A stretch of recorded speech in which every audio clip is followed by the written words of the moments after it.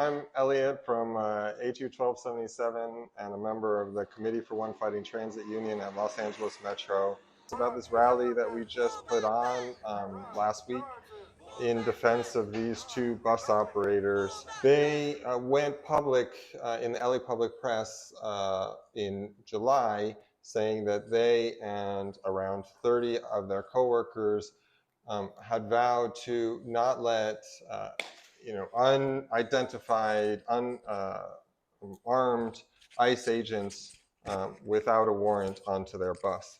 As a result, they were both fired. Now, then Seán, one of them, went back to the press and said this was a retaliatory firing, and as a result, there was enough pushback that now they face a 60-day suspension instead. This is still discipline that's hanging over their shoulders and is also, of course, a threat to the rest of the workforce, and so we have continued to fight this. And we came together and formed this Unionists for Seán Jaime at LA Metro and staged a rally under the demands of no discipline and full back pay. It was a small rally, 50, 60 people at Metro headquarters, but I think even that was quite a victory in the face of what we encountered. So we got a lot of blowback. The labor leadership, for example, we in ATU 1277 tried to push for ATU to endorse, to speak, to push for this rally, and mostly we were stonewalled. They did put out a letter that they sent to SMART in support of Seán and his reinstatement, but even that we were not allowed to read out, despite the fact that we had a motion calling that a public statement.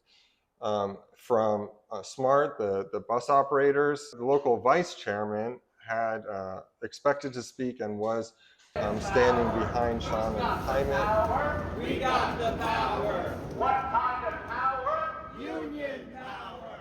Who's got the power? But even that was too much, and the local leadership told them they must stand down and did not back them. TCU completely stonewalled us. And then we had threats from management, rumors spreading that anybody who shows up at this protest will be disciplined. And also, this is a protest about people who were disciplined for going to the media, and it was well known that the media would be at a rally, which definitely puts people in a position of fear. We were looking to unions, make this a union-centered protest, but we did also look to the local left in LA, and we did get quite a number of organizations, as you can see from the social media and videos. There was 14 other speakers from different unions and different left organizations. And so mostly that actually worked quite well to cutting against the ingrained sectarianism in the left. Hey, Metro, we're here to say, why must we defend these operators? Metro was trying to say that union members, that workers cannot speak. Like, the only ones who can speak is the public relations department of LA Metro itself. That, of course, is to drive down even ideas of fighting for safety or any kind of whistleblower type action. But also a lot of coworkers actually kind of repeated this idea. Well, you need to follow the policy, or to say to the operators that this is not your bus. You don't get to decide to open or close the doors. Well, actually, these bus operators are like captains of a ship. They are in charge of the safety of their passengers, and so it's very much in their hands to do this. And furthermore, this is a step towards union control of safety. This is, of course, something happening in an individual condition, but then they vowed, 30 of them vowed to do this, is kind of starting to make it a collective action. What was really necessary is for the union as a whole to stand behind this and to make a statement that we will defend all operators who take this stand. We do not want ICE on our buses. So that brings to the next point. Why stand behind what they actually were calling for, which was essentially no ICE on Metro. What Metro was doing was not primarily about speaking to the media, but really about what they said to the media. And they were very much afraid of this collective action. And especially in the face of Trump's America and all these roundups that are going. Trump is saying that ICE can go anywhere, and these guys were saying, well, not on our bus.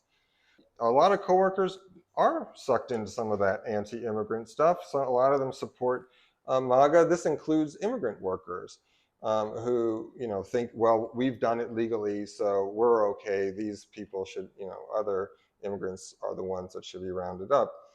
Well, this is coming from the fact that the conditions, have disintegrated for much of the American labor.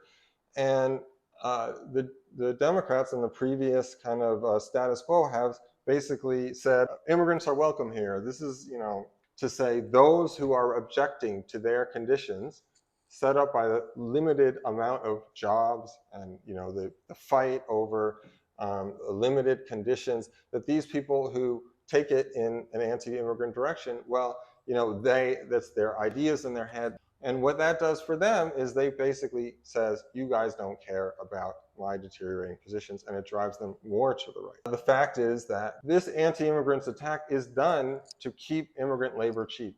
The previous way under the Democrats was to keep immigrant labor cheap, but now it's the same thing with the roundups, keeping people in the shadows.